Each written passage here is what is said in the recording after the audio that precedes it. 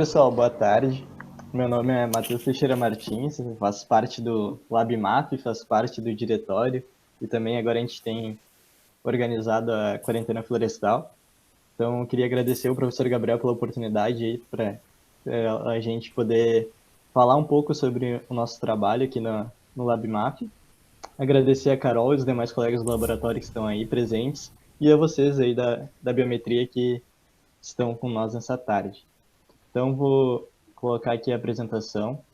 A gente vai iniciar falando um pouco sobre a nossa experiência aqui nos projetos e depois a gente entra no tema, que é a introdução ao uso dos drones. Tá aparecendo aí para vocês a apresentação já? Já tá aparecendo. Beleza, tranquilo então. Então, eu entrei na universidade em 2016, né, foi meu primeiro semestre, e logo já nas primeiras semanas eu tive o primeiro contato com a biometria. Eu não sabia direito nem o que era engenharia florestal, porque não era o curso que eu queria, e ainda mais sobre biometria, assim, eu não tinha, né, olhado as disciplinas do curso e tudo mais, mas logo nas primeiras semanas a gente já teve esse contato, que foi numa aula de introdução à engenharia florestal, que a gente foi no São Isidro medir ali alguns pinos. E também no primeiro semestre, assim, mais para o fim do primeiro semestre, eu já iniciei na iniciação científica num projeto de pesquisa com o professor Christian, que era a avaliação das estimativas de volume de fustes de espécies florestais por meio das equações de filamento, de volume, cubagem e estilometria.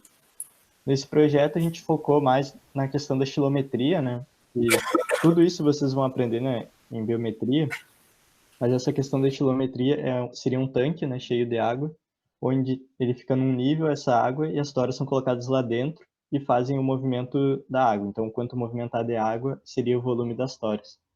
Então, a nossa ideia era aperfeiçoar esse estilômetro, né? Deixar ele elétrico, vamos dizer assim.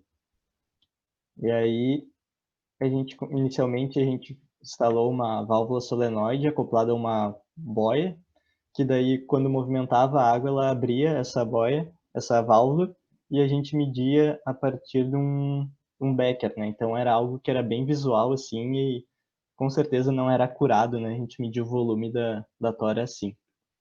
E daí a gente partiu para foi aprofundando, aí a gente montou um sistema elétrico aqui com uma placa Arduino, que é uma placa que aceita programações no computador, né? Daí foi algo meio complexo, porque a gente não tem isso na nossa grade curricular, mas ali estudando na internet e tudo mais, a gente conseguiu montar. E depois, né, a gente conseguiu passar isso pro tanque, né, pro estilômetro.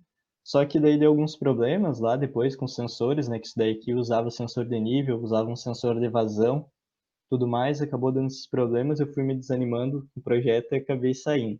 Então eu fiquei de 2016 até o começo de 2018 nesse projeto.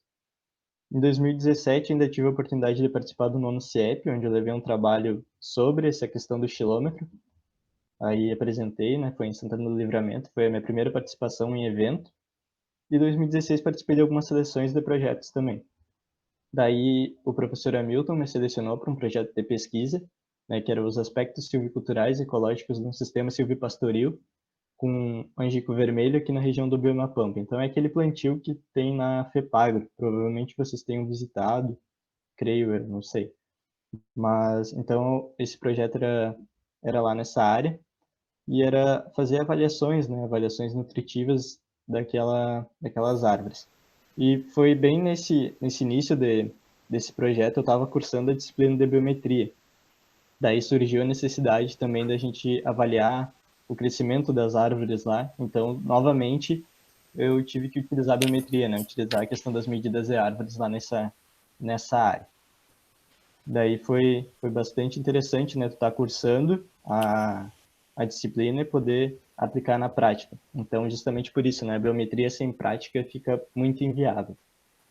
Também em 2018 acabei entrando para um projeto de ensino, esse da professora Bruna. Até hoje sou voluntário desse projeto, que foi a implantação do povoamento florestal para fins didáticos, né? Não sei se vocês sabem, mas a gente tem um projeto que visa implantar um horto, né? Um mini horto de eucalipto lá no campus, justamente para facilitar essas questões de pesquisas, de práticas e tudo mais. Então, desde 2018 a gente vem, né, batalhando com esse projeto para conseguir fazer essa implantação e também necessitou de questões biométricas, por conta de que tem os espinilhos lá na área onde vai ser feito o plantio, e para a gente conseguir o licenciamento de retirada desses espinilhos de lá, a gente necessitou, né, fazer as medidas dessas árvores. Então, esse semestre aí foi bem biométrico mesmo. E também participei num projeto de extensão em 2018, que era Engenharia Florestal nas Escolas, com o professor Ito, que o objetivo era ir nas escolas, né, divulgar o curso de Engenharia Florestal, né, para os terceiros anos do ensino médio. Aqui eu trouxe a foto lá da participação do CIEP, e também ainda deu uma coleta de solo que eu fiz, não envolvia tanto o projeto desse projeto de pesquisa que eu participei, mas eu estando nesse projeto eu tive a oportunidade de auxiliar as meninas do laboratório de solos, né, que estavam fazendo as coletas. Nunca tinha feito a coleta de solo e acabei fazendo. Em 2018 eu também tive uma participação num evento muito massa, foi o quarto encontro de mensuração florestal, né, o quarto Mensuflor, que foi na UFSM em Santa Maria. Então eu peguei os dados que eu tinha coletado no plantio de lá, né, no plantio de angicos, e fiz a modelagem, né, para relação ipsométrica, né, relação altura e diâmetro, que vocês também vão aprender em biometria. Então, eu peguei o conhecimento que eu estava vendo ali naquele semestre e apliquei para aquelas medidas que a gente fez e acabei levando esse trabalho lá para esse evento. Então, foi muito interessante. Eu também participei daí no décimo CIEP, em 2018, que daí eu levei um trabalho sobre as questões nutritivas do angico. Infelizmente não foi sobre com dados daquele ano, porque aconteceu o problema de chover demais na época de coleta do tecido vegetal, né, da coleta de folhas das árvores, e também entrou o inverno e daí ela perde as folhas, né, o angico tem essa característica, então não tive como fazer a coleta, né, naquele ano, e levei os dados de anos anteriores. Mas foi um trabalho bem legal e no ano passado eu acabei aperfeiçoando um pouco mais esse trabalho, transformando ele num artigo que vai ser publicado agora nesse ano de 2020. E em dezembro de 2018 a janeiro de 2019 eu participei de um estágio extracurricular, né, em inventário florestal, não tinha feito a disciplina do inventário florestal ainda, mas já que envolve, né, claro, as medidas de árvores e tudo, mas daí o inventário envolve mais também uma questão da instalação de parcelas e tudo mais. Acabei participando desse estágio que foi algo assim, uma experiência muito, muito boa mesmo. Era peãozão de campo, né? Mesmo assim, trabalhava lá medindo as árvores, mas foi uma experiência muito boa. A empresa era a RS Florestal, que é uma empresa aqui do Rio Grande do Sul, né? Tem sede em Guaíba. E aí eu trabalhei em Rosário, Manuel Viana, Alegrete, enfim, fazendo inventário de plantios de eucalipto. Aí, de 2018, né, lá do primeiro semestre de 2018, eu já vinha trabalhando algumas coisas com o professor Gabriel, e daí no ano passado ele me selecionou como bolsista para o projeto de pesquisa na emprego de veículo aéreo não tripulado como uma ferramenta para análise da cobertura florestal do estado do Rio Grande do Sul. Então aí que eu me aprofundei mesmo nessas questões dos drones, e venho trabalhando com isso, né, desde 2019, gosto muito dessa temática. Logo que ele entrou em 2018, eu não tinha ideia muito do que eram os drones, daí fui aprendendo durante as disciplinas, né, em biometria ele mostrou alguma coisa, depois em fotogrametria também tem uma parte da disciplina que é com ele, então a gente acabou aí aprendendo bastante coisa nessas disciplinas. Também faço parte de outro projeto de pesquisa do LabMAF, que é Técnicas de Aprendizado de Máquina para Modelagem de Variáveis Endométricas em Espécies Arbóreas, aqui do estado do Rio Grande do Sul, que vocês vão ver toda uma parte de modelagem durante a disciplina de biometria, e além dessa modelagem, já vem um tempo sendo debatidas questões de técnicas de aprendizado de máquina, né? Que vocês também vão ver, basicamente, em biometria, algo nessa linha, que são técnicas que geram resultados melhores do que apenas a modelagem por regressão. Então, vocês vão ver isso em biometria mais aprofundado. E também, em 2019, tive a oportunidade de, até agora, né, eu ainda sou voluntário no projeto de pesquisa da análise da regeneração natural em um subbosque do antigo plantio de eucaliptus calmaldulensis, né? Que é a questão daquele plantio de eucaliptos que tem onde está a trilha lá do campus, tá? E a Carol e o Edu vão fazer uma palestra bem específica sobre isso, e hoje a gente já vai trazer alguns dados, algumas coisas sobre esse projeto, porque esse projeto trabalha junto também com o projeto do emprego do drone, né? Porque a gente fez levantamento aéreo, a gente fez questão de campo, então é um projeto bem interessante. Então, em 2019, eu participei do evento do 11º CIEP, que também foi em Santana do Livramento. Então, eu tive que fazer uma apresentação oral, né? Eu trouxe 2 fotos aqui lá da apresentação do trabalho. E também tive que levar o banner, né? Fazer uma apresentação em banner. E daí, com isso, a gente conseguiu um certificado lá de trabalho de destaque, né, na área de ciências agrárias.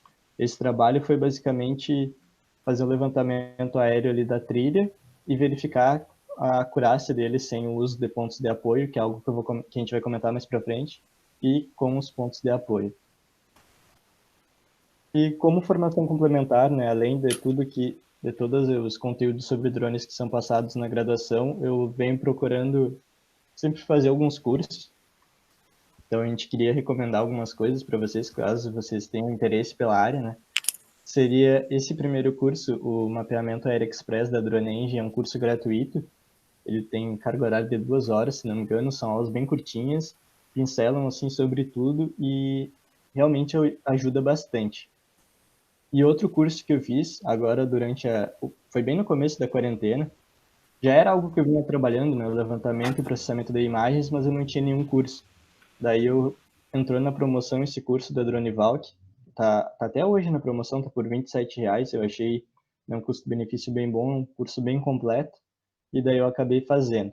Esse curso eu fiz na plataforma Udemy, não sei se vocês conhecem, mas é uma plataforma que tem cursos sobre tudo, né, as pessoas, empresas hospedam os cursos lá, e daí tu pode comprar e o acesso é vitalício. E além disso, tem aquele curso que eu indiquei hoje para vocês, mas aquele é de acesso de 3 meses, né? Então vocês têm 3 meses para acessar.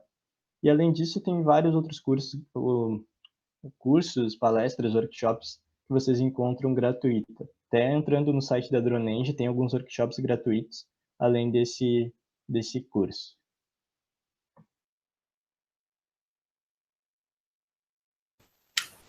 Então, pessoal, todo mundo consegue me ouvir bem? Eu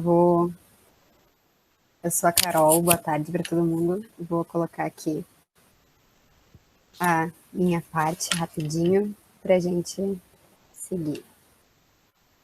No primeiro semestre de 2017 foi a mesma função do Matheus, eu não tinha certeza muito se era esse o curso.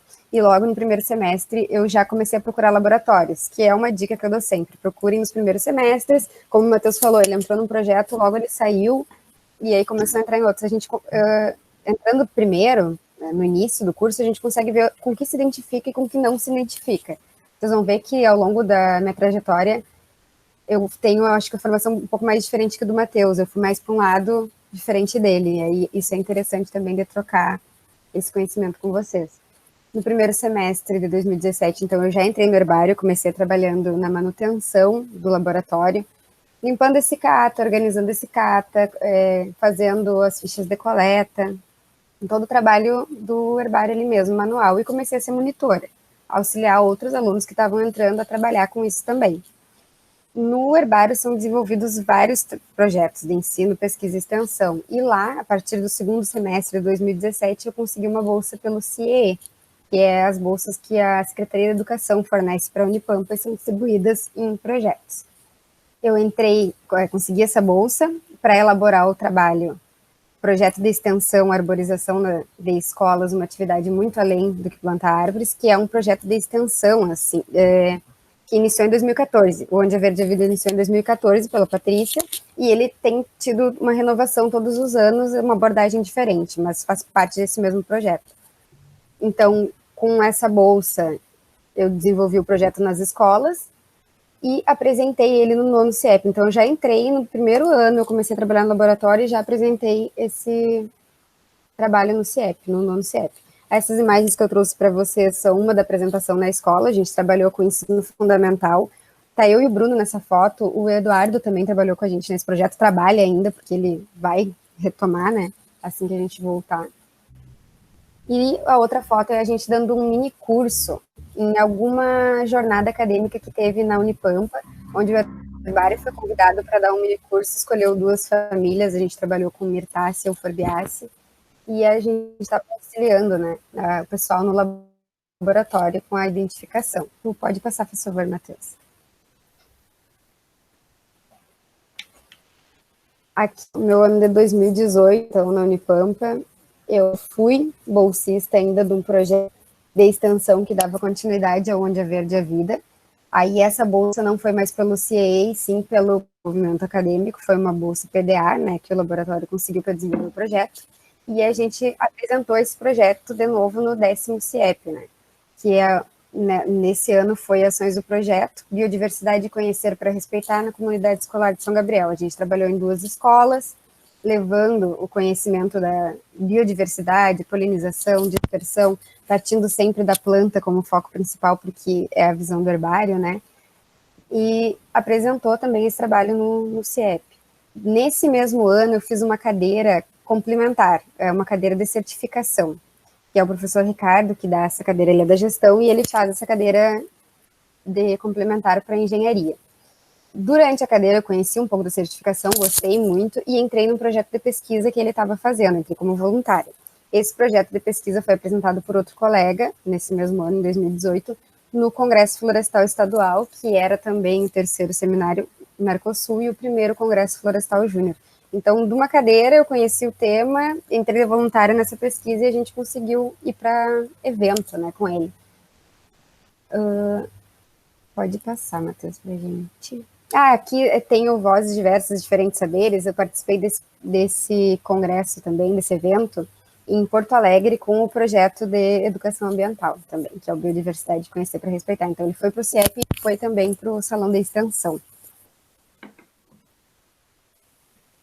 Em 2019, foi quando eu entrei para o LabMAF. Então, vocês podem ver que eu fui bem para o lado de botânica, né? Diferente do cálculo do Matheus, digamos assim. E a biometria eu conheci na cadeira de biometria mesmo e conheci, então, o laboratório, o professor Gabriel e o LabMAF. Em 2019, daí eu fui selecionada para uma bolsa do LabMAF, que era uma bolsa do Matheus, e aí foi para mim. Se não me engano, foi isso depois. Então, esse projeto que a gente desenvolveu no LabMAF, fui bolsista pelo PDA, e esse se chama Emprego de Veículo Aéreo Não Tripulado como Ferramenta para Análise de Cobertura Florestal do Estado do Rio Grande do Sul. Apresentei esse trabalho no CIEP como banner, né? No mesmo ano que o Matheus, foi ano passado, agora 2019, que o Matheus ganhou esse prêmio para nós aí. Bem interessante. Sim. E também a avaliação da aplicação do VANT no reconhecimento da área de regeneração florestal, que, na verdade, foi esse o meu, né? Sim, isso daí. E na jornada, isso, troquei, falei que o premiado era meu, gente, não foi o Matheus. E a jornada acadêmica que eu coloquei ali, que eu apresentei trabalho, foi graças à cadeira de biometria. Então, fiz a cadeira de biometria, a gente fez um seminário para essa cadeira, que era um seminário de relação HD, que vocês vão ver ao longo dessas nossas aulas. E junto com a Manuela, teve mais um pessoal, a gente apresentou o seminário, gostou do trabalho, o professor Gabriel gostou muito do trabalho, a gente aperfeiçoou ele e levou ele para a jornada integrada da UFSM. Lá a gente apresentou ele nesse ano de 2019 também. Essas fotos são de uma apresentação do LabMAF. Uma é a apresentação do CIEP, né? A próxima, que a gente está numa praça, como vocês podem ver. Essa daí foi em Rosário, a gente foi para expor os laboratórios mesmo da Unipampa, e aí eu fui levando o LabMAF e o herbário, e na outra foto a gente fazendo um levantamento no TCC de outra colega.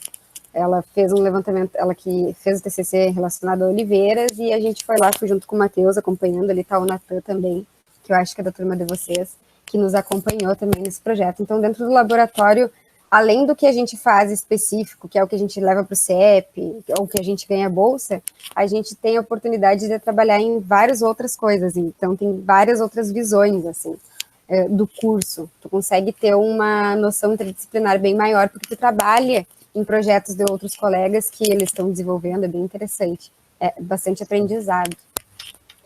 Isso daí que a Carol falou sobre a questão da participação em projetos é muito interessante, né, desde o começo.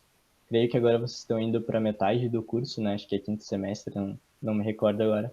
mas se vocês não participam ainda, já pensem em participar, né? Porque é algo que uma hora ou outra vocês vão ter que fazer, porque são horas necessárias para a formação e com certeza vão ajudar, né, para a formação profissional e tudo mais de vocês.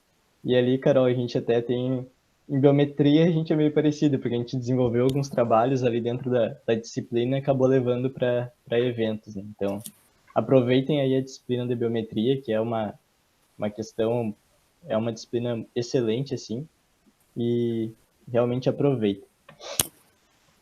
Então, agora vamos entrar na questão dos drones. Aqui a gente vai tratar 10 pontos, 10 tópicos que são realmente sobre os drones, e ali em diversos a gente vai mostrar um pouco, que também é questão de drones, mas aplicado aqui na Unipampa, né, que é o que a gente já, um pouquinho do que a gente já fez, porque tem mais coisa, mas a gente ia se estender demais se a gente colocasse tudo aqui. Então, espero que de alguma forma esses tópicos que a gente vai apresentar aqui, resumidamente, auxiliem vocês, e depois vocês vão poder aprofundar os estudos com as disciplinas e também com essas recomendações que a gente fez, né, com esses cursos que a gente recomendou para vocês, caso, claro, tenham interesse. Então, vamos lá. Inicialmente, aqui eu trouxe só um conceito, que é o conceito de aeronaves. Então, os aparelhos que podem sustentar na atmosfera a partir das reações do ar, que não sejam as reações do ar contra a superfície da Terra, são denominados aeronaves. E se tratando de aeronaves não tripuladas, são aquelas que são operadas sem um piloto a bordo. E aí a gente entra na questão da nomenclatura. A gente vê bastante, quando se fala em drone, assim, geralmente a pessoa fica meio confusa em algumas matérias que eu vi já, coloca drone Vant, tipo drone barra Vant, ou drone, sei lá, tá fazendo um mapeamento de algum lugar, aí ali quem está escrevendo a matéria coloca utilizando o drone e Vant, né? Mas tudo quer dizer a mesma coisa, só que tem algumas pequenas diferenças entre essas palavras, essas siglas, enfim. Então, o drone é um nome popular utilizado, né? E por que esse nome popular? O drone, traduzido do inglês para o português, significa zangão, que remete ao barulho que eles fazem, né, enquanto estão voando. O VANT é a sigla de veículo aéreo não tripulado, que seria traduzido do inglês, né, que a sigla seria UAV. Só que VANT já é um termo considerado obsoleto pela Organização de Aviação Civil Internacional, né, pela OACI. Existe um termo que é técnico padronizado internacionalmente por essa organização, e esse termo é RPAS. Esse termo é a sigla, né, de Remote Piloted Aircraft System, então ele remete ao sistema. O sistema é formado por duas coisas. O RPS, que é a sigla de Remote Piloted Station, que é a estação remota de pilotagem, né, o rádio controle, que vai conter todos os equipamentos necessários para fazer a pilotagem da aeronave, que a aeronave seria a RPA, que é Remote Piloted Aircraft. Então, os termos técnicos padronizados internacionalmente, se tratando de sistema, é RPAS, falando só da aeronave é RPA, e quando quer se referir ao rádio controle, é RPS. Esses são os termos corretos. Mas aqui, ao longo da apresentação, eu vou falar drone mesmo, porque é um termo comum, não é errado falar drone, e é basicamente isso, tá? Então, vamos falar rapidamente sobre a história dos drones. Então, como basicamente toda tecnologia que surgiu, os drones surgiram inicialmente com os fins militares, né? E aí eles eram inspirados em bombas voadoras alemãs e não tinha tanto um uso de lazer, vamos dizer, como hoje. Era bem para o intuito militar, né? Para um uso de bombardeamento, enfim. E daí teve um modelo de drones que ficou marcado na história, que foi criado por um engenheiro espacial israelita, que era o Abraham Abi-Karen. Isso há muitos anos atrás, né? Lá pela década de 70, por aí, até antes disso. E daí, em 1977, ele falou, assim, nessa matéria que eu achei sobre a história dos drones, tinha um relato de que antigamente era necessário até 30 pessoas para controlar um drone. Mas por que isso, né? Tantas pessoas para controlar? Porque antigamente os drones se repetiam muito a um avião, né? Ele era um tamanho bem grande, né? Diferente dos drones que a gente está acostumado a ver hoje. Só que eles não tinham um piloto a bordo, então eles eram semelhante a um avião sem o piloto. Por isso que necessitava tantas pessoas, né? Para fazer a pilotagem desse equipamento. E aí, no Brasil, tem esse modelo, o BQM1-BR, que é curioso que ele foi fabricado pela Companhia Brasileira de Tratores, lá na década de 80, e ele seria um drone a jato. Ele é o primeiro drone registrado no Brasil, né? E também de fabricação brasileira. Aqui, então, ele se assemelha muito a um avião, e aqui nessa parte ele tem uma turbina, né? Então, claro que é uma turbina semelhante a uma turbina de avião de tamanho menor. E ele está exposto em algum museu aqui no Brasil. E aqui, clicando na foto, tem o link também para vocês conferirem um pouco da história desse drone.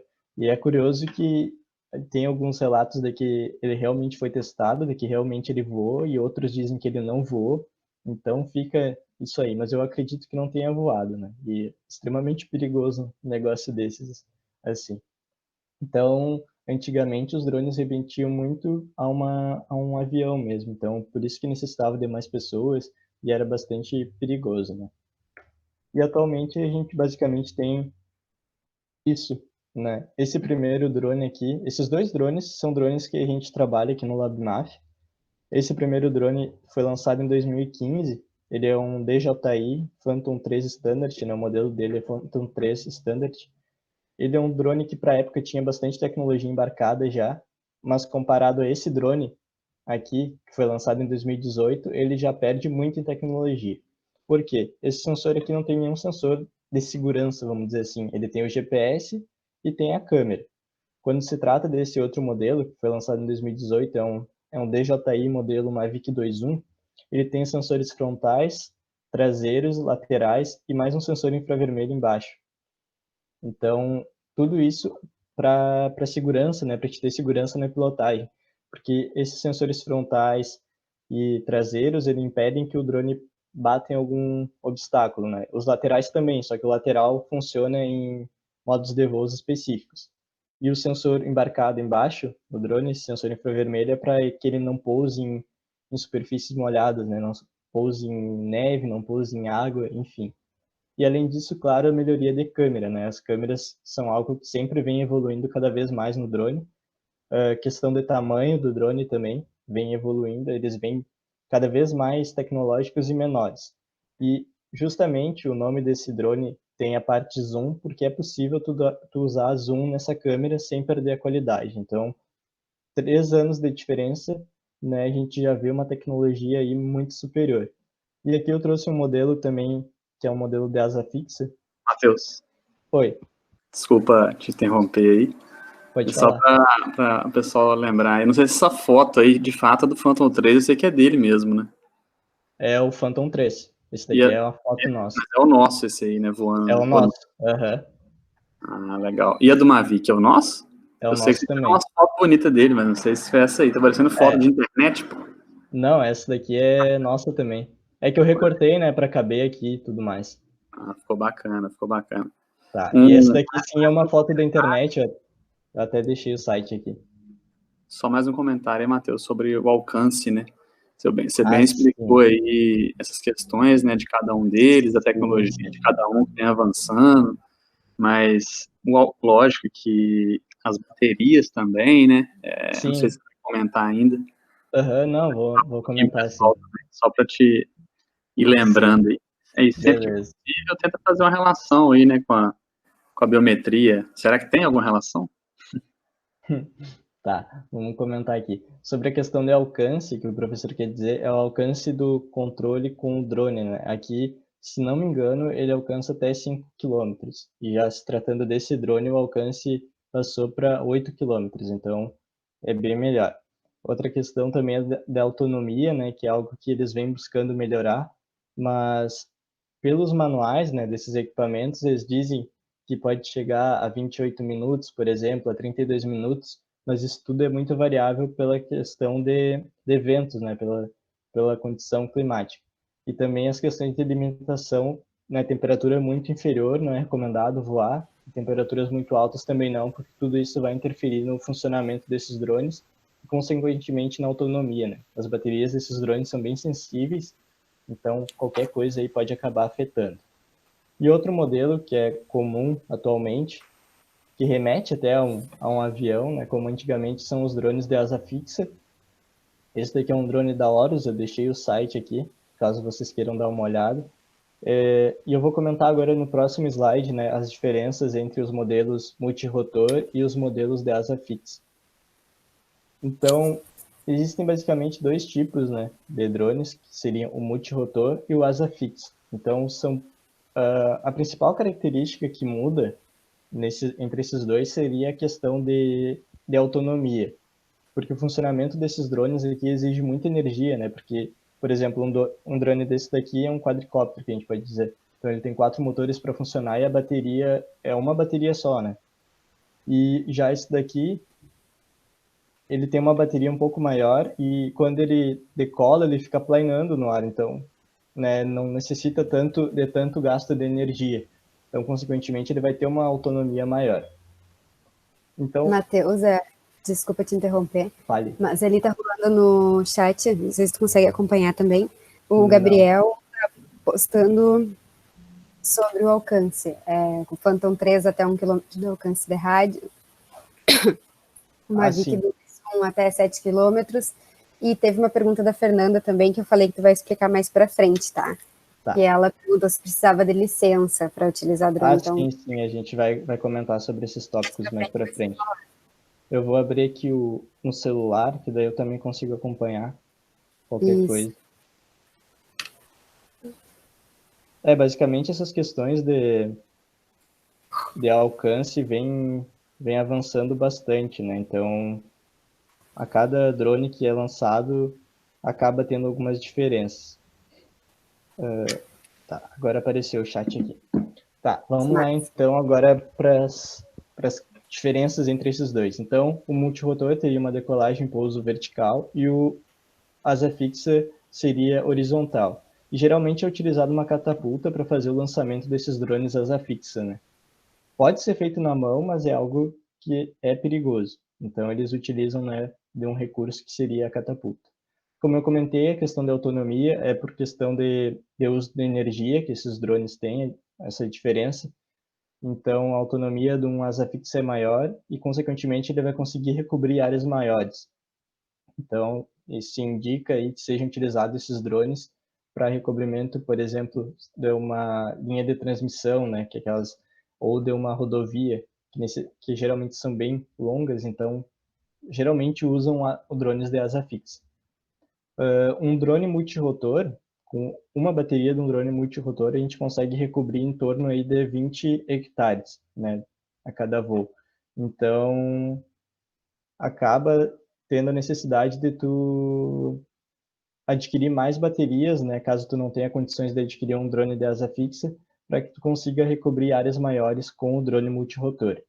Outro ponto é a questão de pilotagem. Essa questão é bem importante, porque um multirotor, a pilotagem dele é bem mais fácil do que do asa fixa, por conta do que o asa fixa, as manobras deles têm que ser, se assemelham muito a de um avião, né? As manobras são bem abertas para te fazer a volta e tudo mais. Então é um drone muito mais complexo de tu pilotar. Até numa palestra que eu assisti, uma empresária, dona de uma empresa de mapeamento aéreo, ela disse que estava com déficit de encontrar pilotos que sejam, né, para asa fixa. Então no mercado existem muitos pilotos, mas mais para a questão de drones multirotor. E outra coisa é a questão de preço, né? O drone asa fixa ele acaba sendo um pouco mais caro, geralmente. Esses drones asa fixa também, geralmente tu compra o drone, tu tem que comprar uma câmera separada, já o multirotor já vem com a câmera embarcada ali. Claro que tu pode trocar a câmera do multirotor e tudo mais, mas geralmente um drone multirotor ele acaba tendo um preço menor do que um drone de asa fixa, tá? E agora sim, entrando nessa questão da legislação, que tinha uma pergunta. Eu não consegui ver a pergunta aqui, mas eu acho que eu vou conseguir responder ela. Então, tem duas grandes leis, assim, principalmente, sobre essa questão dos drones. A gente não vai entrar em detalhes aqui, mas eu acho que a gente vai conseguir responder pelo menos o básico. Então, o primeiro é o Regulamento Brasileiro de Aviação Civil Espacial, que teve a última atualização em 2017, e esse outro, o ICA 140 também, que é aeronaves não tripuladas e o acesso ao espaço aéreo. Então, aqui tem o link dessas duas legislações. Depois vocês vão ter acesso a essa apresentação, a gente vai compartilhar com vocês. Vocês vão ver isso também em detalhes nas aulas do professor Gabriel. Mas um ponto importante, né, que quem for pilotar, né, que fizer parte da operação de um levantamento aéreo com drone, tem que saber da existência dessas legislações e de alguns tópicos que estão presentes nela, né? Tanto o piloto como os observadores que estão ali fazendo essa operação do mapeamento aéreo. Entrando, então, um breve resumo, assim, dessa questão da legislação, a gente tem uma divisão em classes de peso, peso máximo de decolagem, que é o nome, que é a sigla RPA. Essa divisão foi feita porque, dependendo da classe, a legislação acaba sendo mais rigorosa. Por exemplo, na classe 1, né, que são drones com maior de 150 kg, a legislação é muito mais rigorosa do que um drone de classe 3. Então, a gente trabalha aqui no LabMAF com drones de classe 3, né, até 25 kg, os drones ali não chegam a pesar 1 kg, então a legislação acaba sendo não tão rigorosa, mas quando se trata das outras duas classes, ela é bem mais rigorosa, tá? Então, esse peso máximo de decolagem, ele quer dizer, né, o peso de bateria ou do combustível do equipamento e da carga eventual transportada, né, dos sensores embarcados nesse equipamento. E essa classificação é aplicável apenas para RPAs, né, apenas para drones e não para aeromodelos.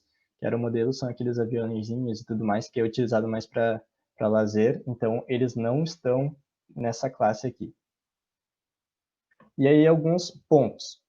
Para pilotar as aeronaves tripuladas, né, tanto o piloto como os observadores, como eu comentei, tem que ter no mínimo 18 anos e saberem dessas legislações.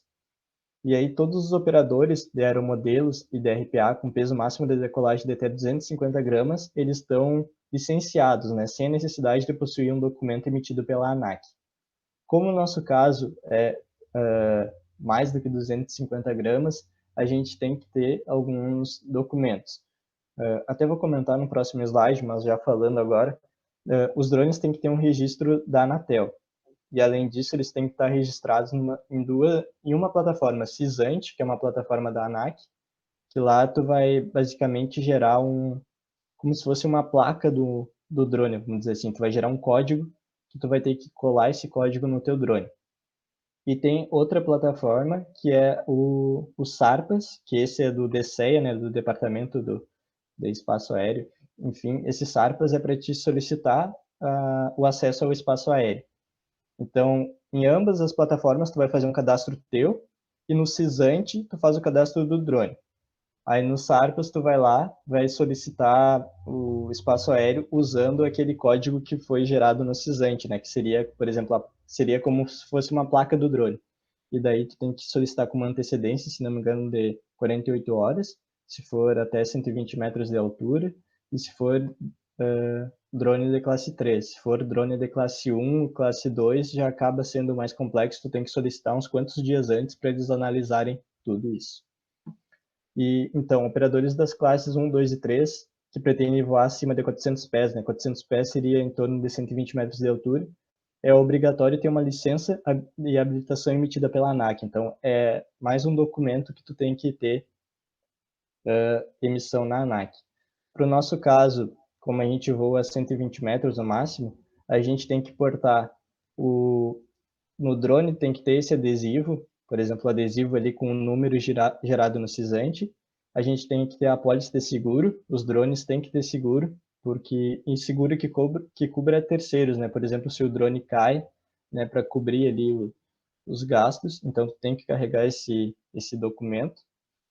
E seria mais a impressão lá do registro do Cisante mesmo, também, que a gente tem que estar carregando em toda a operação.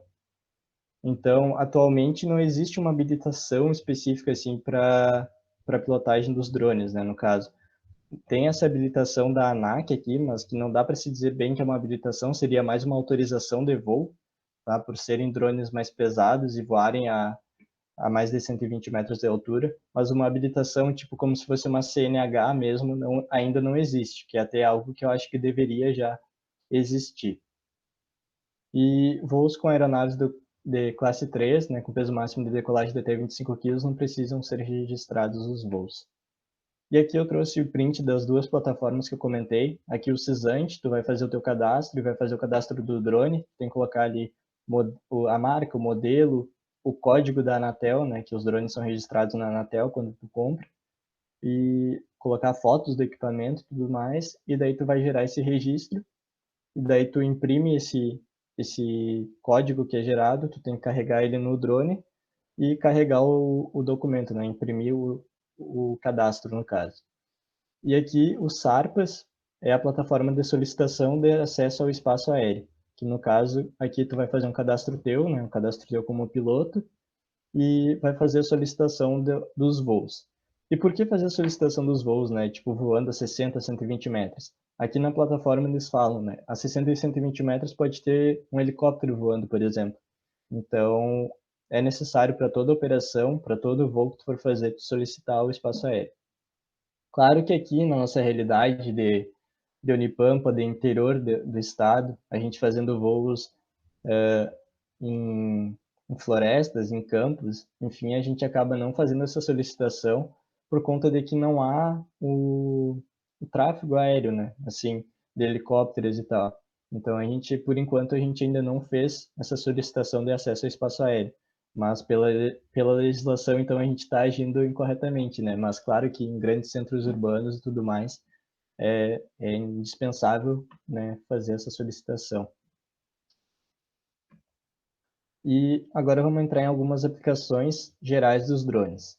Então, a gente vê algumas coisas aí sobre segurança, né? As polícias vêm utilizando bastante os drones para, né, para monitoramento, para investigações, enfim, questões de vigilância, de vistorias ambientais, tudo mais, acaba sendo feito com o uso dos drones.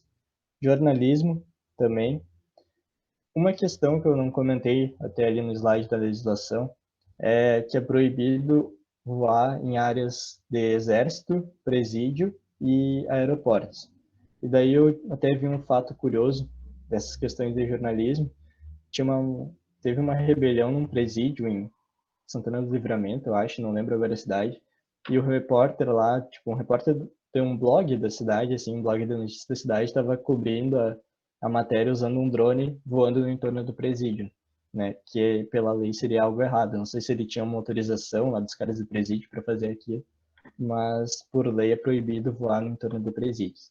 Questões de marketing, então, várias propagandas já vêm utilizando os drones para as filmagens.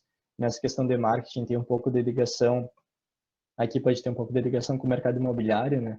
Por questões de quando surgem novos loteamentos, construção de novos prédios e tudo mais, acaba, né, sendo feita toda uma produção filmando, né, com imagens aéreas e tudo mais.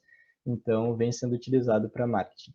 Cinema, antigamente tinha bastante uso de helicópteros, né, para fazer as cenas, e hoje já parte mais para um uso de drones, né, um custo menor. Claro que são drones mais robustos, mas acabam sendo utilizados. Questão de lazer, a gente viu bastante uma época aí, alguns anos atrás, que teve um, um alto uso de pau de selfie, e hoje as pessoas já estão utilizando os drones para fazer as fotos, né, fotos e filmagens. E até as empresas, né, por exemplo, a DJI, ela vem inovando nessa questão, reduzindo o tamanho dos drones. Então, tem um modelo que foi lançado no começo desse ano, se não me engano, o DJI Mavic Mini, que é um drone praticamente do tamanho de um celular, assim, justamente para atender esse público que quer mais uma questão de lazer mesmo, para tirar fotos das paisagens e fazer filmagens. No mercado imobiliário, como eu falei, tem essa questão de novos loteamentos, de novos prédios e também o uso para mapeamento, assim, para a questão de tributação de IPTU, né? Esse uso mais destinado pelas prefeituras, né? As prefeituras adquirem o drone e fazem isso, ou elas pegam e contratam as empresas para fazer esses levantamentos, verificar ali como tá as casas e fazem os cálculos lá de IPTU. Meio ambiente e agricultura é a questão da aplicação, que está a nossa aplicação, né? Aplicação florestal. Então, eu vou comentar alguns tópicos nos próximos slides.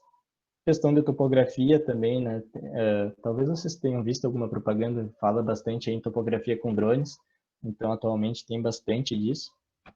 É uma questão muito boa e o uso do drone na topografia vem crescendo bastante. A aerofotogrametria entre as questões dos mapeamentos aéreos, de uma maneira geral.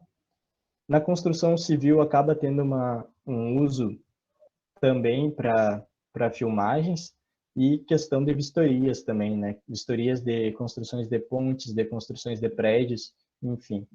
E esportes. Nos esportes seria o uso do drone para filmagem de esportes e também o esporte do drone, né? Porque atualmente tem uma corrida destinada para drones.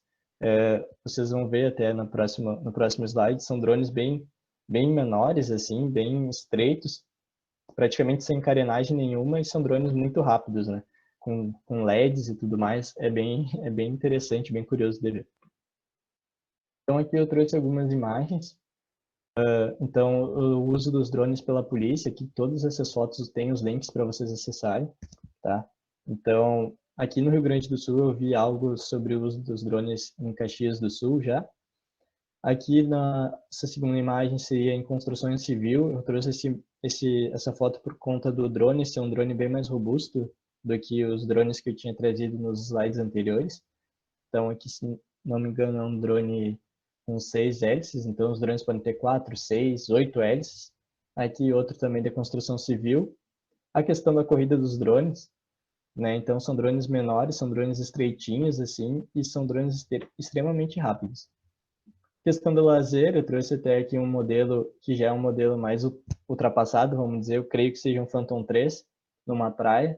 É um pouco preocupante essa questão dos drones na praia, por conta de que tem helicópteros, né, que voam frequentemente ali para, por exemplo, salvar vidas, ou emissoras de televisão que ficam fazendo ali matérias na praia, né, então é um pouco perigoso esse uso na praia, mas é utilizado. E aqui um drone usado para filmagens em cinema, nessa última foto aqui. Então vocês podem ver que é um drone bem mais robusto, né? Ele tem que ter uma estrutura bem mais forte para ele poder carregar essas câmeras cinematográficas. E, né, nesses últimos acontecimentos, aí nesse ano a gente viu bastante uso no combate ao Covid, né? Nessa primeira foto é um drone com alto-falante, eles foram para um ponto mais alto da cidade, levantaram esse drone para ele ir indo na cidade orientando as pessoas sobre as medidas preventivas. Também aqui a questão para verificar as aglomerações. E em Porto Alegre tinha uma empresa gaúcha que estava testando os drones pulverizadores para a questão das limpezas, né, dos centros urbanos lá em Porto Alegre. E aqui alguns dados do aumento do uso dos drones em 2018, né? Foram dados coletados em 2017 e apresentados em 2018 pela Drone Deploy, que é uma empresa um aplicativo de planejamento de voo para drones, que eu até vou comentar depois sobre o aplicativo. Então, na construção civil, né, nas construções, subiu o uso do drone em 239%, na mineração 198%, na agricultura 172%, topografia 171% e mercado imobiliário 118%. Aqui também tem o link para vocês acessarem mais detalhadamente esses dados. Então, a agricultura, né, aqui que basicamente a gente estaria inserido, é algo que sempre tem o uso do drone e cada vez mais vem crescendo, né? E aqui alguns números no Brasil, né? Esses números aqui são do registro de drones, registro de pilotos, né? De pessoas no Cisante, né? Que é aquela plataforma que eu comentei, que quem utiliza drones deve ser cadastrado. Então, em 2018, tinha mais de 46 mil pessoas cadastradas, 95% eram pessoas físicas e o restante empresas. O número de drones também era quase 49 mil, e 35% para uso profissional e o restante para uso recreativo. Já em 2019, o número de pessoas cadastradas passou a ser 58.804 pessoas e o número de drones subiu 55,3%, né? Passou para 71.561 drones cadastrados, sendo 26.016 para uso profissional, 45.545 de uso recreativo. Mas eu creio que esse número seja bem maior do que está aqui, né? Porque muita gente não faz esses cadastros, inclusive os nossos drones daqui que a gente tem utilizado não estão cadastrados ainda. Então, provavelmente esse número, né, seja bem maior, o uso dos drones seja bem maior aqui no país. E agora vamos comentar, né, sobre a parte que nos interessa, né, as áreas florestais, sobre a questão do meio ambiente e tudo mais. Então, no monitoramento de fauna, é um tópico que vem sendo, né, os drones têm um uso bem interessante. Eu assisti uma palestra de uma bióloga, uma professora do FPR, se não me engano, na Universidade Federal de Pernambuco, que ela estava utilizando os drones para o monitoramento do peixe-boi até. Então, foi um trabalho bem legal. Depois, se eu achar o link, eu compartilho com vocês. E depois vai ter outro exemplo aqui que eu trouxe sobre uma espécie de um macaco também que está sendo monitorada e tem um projeto de monitoramento. E o drone é uma ferramenta que auxilia bastante nessa questão. Eu tive uma disciplina, e vocês vão ter também, né, de manejo da fauna silvestre, e no final da disciplina a gente teve que elaborar um plano de manejo de fauna. E daí eu acabei até inserindo o drone como uma alternativa, né, para essa questão do monitoramento da fauna. E realmente funciona. Fiscalizações ambientais, de uma maneira geral, né, para a gente identificar áreas onde estão acontecendo crimes, por exemplo, de desmatamento, de extração de minérios. Então, é algo que ajuda muito. Há órgãos que vêm utilizando já, mas outros, né, por questões de não ter uma estrutura tão adequada, acabam não utilizando. Por exemplo, o IBAMA poderia utilizar bastante, né, os drones como uma ferramenta, mas às vezes eles mal têm um carro para fazer as fiscalizações, então acaba se tornando complicado. Mas é possível. Eu trouxe dois exemplos ali depois para comentar. Identificação de focos de incêndio. Então, nessa questão, o drone facilita, assim, e ajuda no planejamento. Porque tu levanta o drone, né, e vai em direção a esse incêndio, esse foco de incêndio que está acontecendo, tu consegue fazer o monitoramento dali, tu consegue ver a proporção que está esse incêndio, para onde esse fogo está indo, então tu consegue fazer um planejamento das equipes, né, dos combatentes, para que consigam otimizar esse processo, apagar esse incêndio mais rápido e também, né, não correrem risco de vida. Então é algo que pode ser bastante aplicado, né. Identificação de formigueiros, né, em plantios mais iniciais ali, tu acaba conseguindo voar mais baixo e identificar esses formigueiros, pegar a coordenada e, né, tomar as decisões, né, ir a campo e combater essas formigas, que é um grande problema aí, tanto para a agricultura como para a área florestal. Identificação de falhas de plantio, por exemplo, tu faz o plantio e aí depois tu de um tempo tu faz esse levantamento aéreo e vê quais as plantas que vingaram, onde não vingaram. Tu pega a coordenada, vai lá e faz o replantio, né, dessas árvores. Índices de vegetação é algo que auxilia bastante em questão da saúde da vegetação das plantas e também a questões de que não vai dispensar que tu vá a campo, mas tu faz um mapeamento aéreo, tu consegue visualizar melhor a situação que está o teu plantio para tomar a decisão adequada, né? Então, o índice de vegetação é algo que vocês vão ver em sensoriamento remoto, é mais para frente, mas é bastante interessante. O manejo florestal, né, que daí a gente entra com a questão de biometria, de inventário florestal, e hoje se fala bastante em manejo florestal 4.0, floresta 4.0, né, que os drones acabam fazendo parte disso. Então, atualmente tu já consegue fazer um inventário de uma floresta utilizando o drone, né? Tu consegue extrair variáveis aí, altura, diâmetro de copa, área de copa, volume, biomassa, tudo a partir de uma imagem aérea. Claro que vai necessitar de conhecimentos bem específicos, né? O drone é apenas uma parte do processo. Eu costumo dizer que o drone é uma ferramenta, então tu necessita de muito conhecimento para te conseguir alcançar o teu objetivo aí, seria a extração das variáveis. Mapeamento de áreas para uso no CAR, né, no Cadastro Ambiental Rural. Então, consegue com facilidade fazer um mapeamento geralmente de pequenas propriedades, propriedades médias também, até grandes, se tu tiver, né, mais baterias no drone e tudo mais, mas tu pode utilizar isso daí e fazer um CAR. E a pulverização, né, que é algo bastante utilizado na agricultura e agora vem sendo utilizada a aplicação dos drones também em áreas florestais. Então, eu vou mostrar alguns exemplos aqui para vocês. Aqui, esse primeiro sobre o manejo de fauna, Então, é o Programa de Conservação Muriquis de Minas, que eles utilizam o drone e uma câmera termal acoplada a esse drone, né? Com a câmera termal, tu consegue identificar os movimentos, né? Claro, por calor ali, tu consegue identificar na floresta, e eles fazem essa avaliação tanto de dia como de noite. De noite funciona até melhor, na verdade, né? Então, eles fazem esse monitoramento dessa espécie, o drone acaba sendo uma ferramenta, eles não utilizam apenas o drone, mas o drone ajuda bastante para ver como tá se movimentando essa população dentro da floresta, né, onde que eles ficam e tudo mais, por uma questão de preservação, né, que é uma espécie, aqui pelo que eu li nessa matéria, tem o link aqui para vocês acessarem, uma espécie rara atualmente, e eles acabam utilizando o drone como uma forma para fazer o monitoramento e a preservação desses animais. Com essas câmeras termais, eles conseguem também identificar se tem caçadores dentro das florestas lá, né, desse projeto. Então, é fantástico, assim, para auxiliar nessa questão do monitoramento. Nesse outro slide, eu trouxe esse livro, que é bem específico sobre o estudo de fauna, né? Da aplicação do drone no estudo de fauna. Ele foi escrito por esse zoólogo, Thomas Liparelli, e aqui tem o link também para vocês acessarem. Eu usei esse livro como uma base ali para escrever o meu projeto de manejo de fauna da disciplina. E é bem legal, assim, é um e-book, na verdade, né?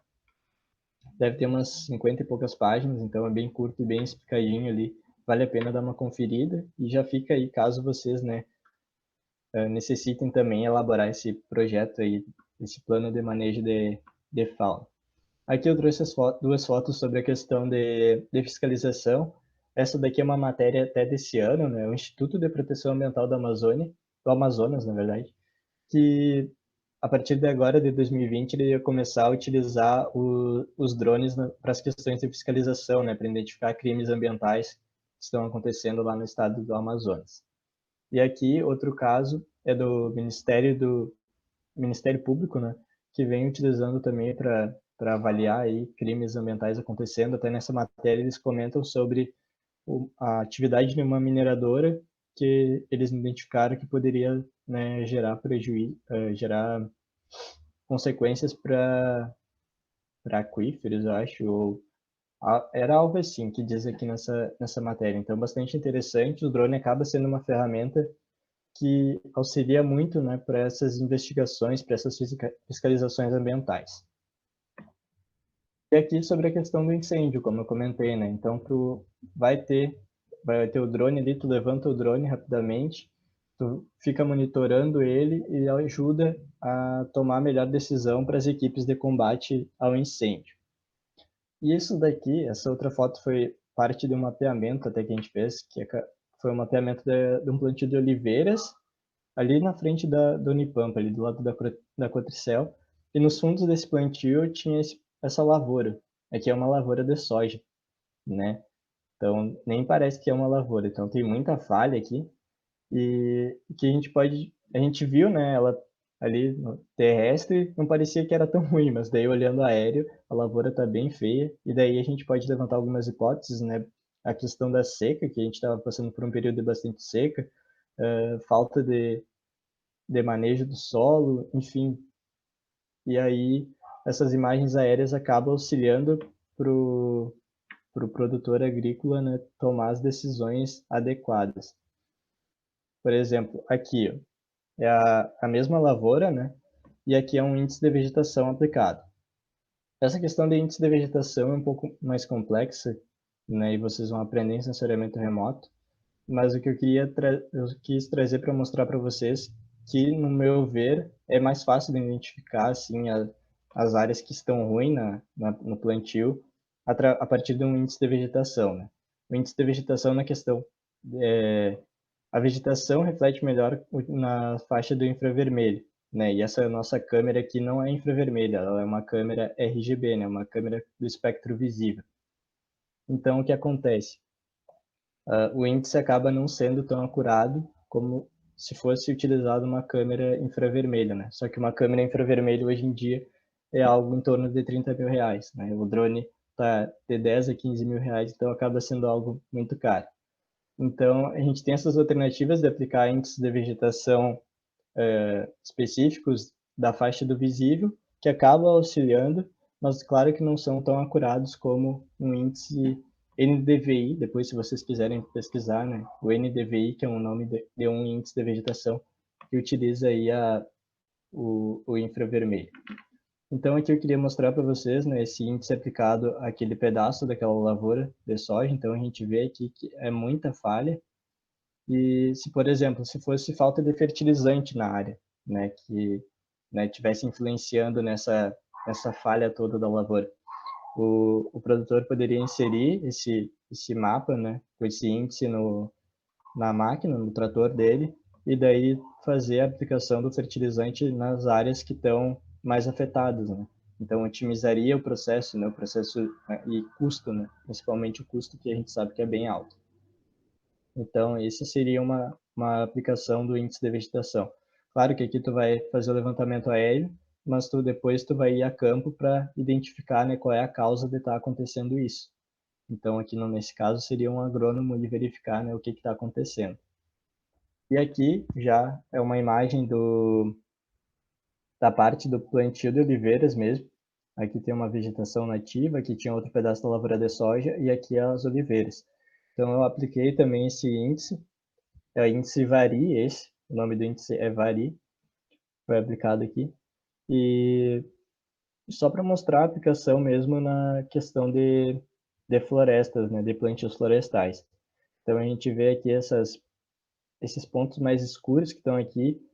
Não quer muito dizer que a árvore é tão alta, porque a gente sofreu um pouco com o problema de sombra nesse mapeamento. Então esse ponto mais preto aqui seria mais a sombra mesmo, mas o verde mais escuro são as árvores que estão mais vistosas, né?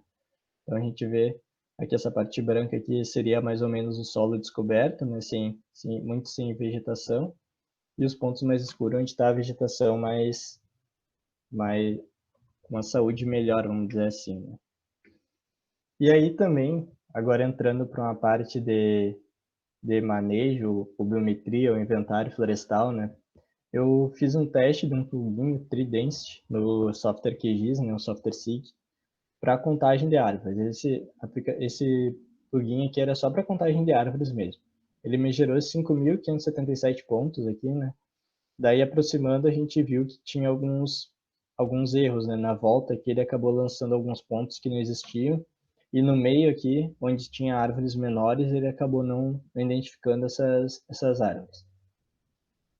Como que foi feito isso? A gente utilizou um MDH, né? Um modelo digital de altura, que depois eu vou mostrar para vocês. Ele é a diferença do modelo digital de superfície e o modelo digital de terreno, né? Daí ele resulta essa imagem aqui, assim, os pontinhos brancos seriam as árvores, né?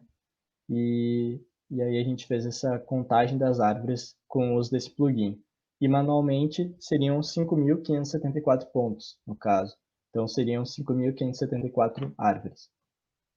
E daí no R, não sei se vocês chegaram a assistir a palestra da quarentena florestal de ontem, né, do professor Emanuel, que ele é um professor que vem trabalhando junto com nós, ele trabalha bem específico nessa área de monitoramento remoto, e a gente vem desenvolvendo algumas coisas para essas questões de obtenção de variáveis, né, questão de inventário florestal a partir da imagem do drone. Então a gente vem trabalhando com um software R, talvez vocês já conheçam, tem vários pacotes específicos ali, e daí através desse software a gente consegue obter o número de árvores, né, a obtenção de altura, obtenção de área de copa, que é algo que a gente veio trabalhando. Ele já vem trabalhando também na questão de obter biomassa, né, a partir da imagem do drone. Então, isso daqui são alguns resultados. Claro que aqui não está bem certinho essa questão da área de copa, né, da identificação o cálculo da área de copa ainda, porque é tudo uma questão que tem que ir ajustando os algoritmos e tudo mais. Mas a gente vem caminhando já nessa linha de obter o inventário a partir da imagem do drone. E aí eu trouxe duas notícias aqui. Essa primeira notícia é da Drone Show. A Drone Show é um evento que eu creio que seja o maior evento de drone aqui do país. E daí eles falam nessa matéria, né, que o que era feito em 3 semanas, né, a questão do inventário, agora é feito em 3 horas com o drone. Mas como eu comentei, essa questão do inventário com drones é uma questão que tem muito conhecimento por trás, então o drone acaba sendo só uma ferramenta, uma partezinha dessa aplicação, mas tu tendo todo esse conhecimento, tu consegue obter os resultados que tu quer, né? Com muito menos custo. E aqui outra matéria também, até aqui o que eu comentei, ó, com drones voantes, que as pessoas geralmente colocam, nessa matéria eles falam, né, que pode ter uma acurácia aí de até 95% nesses levantamentos com o drone. E agora, saindo um pouco dessas questões de notícia, trouxe um artigo científico, né, da Remote Sensing, que é uma revista de sensoriamento remoto aí bastante famosa, que os autores extraíram variáveis, né, altura, área de copa, etc., a partir da imagem do drone, né? E também aqui é um pomar, eles trabalharam com macieira e pereira, eu acho. Se não me engano, são duas espécies frutíferas. E aí o professor Gabriel me enviou esse trabalho e eu li ele tudo. E daí resolvi, não, é isso daqui que eu quero fazer para o meu TCC. Então, junto com o professor Emanuel, a gente vem estudando aí para extrair as variáveis daquele plantio de oliveiras, né? Para obter o inventário a partir da imagem do drone do plantio de oliveiras. Então, aqui tem o link também na imagem para vocês acessarem esse artigo. Vale a pena dar uma conferida aí.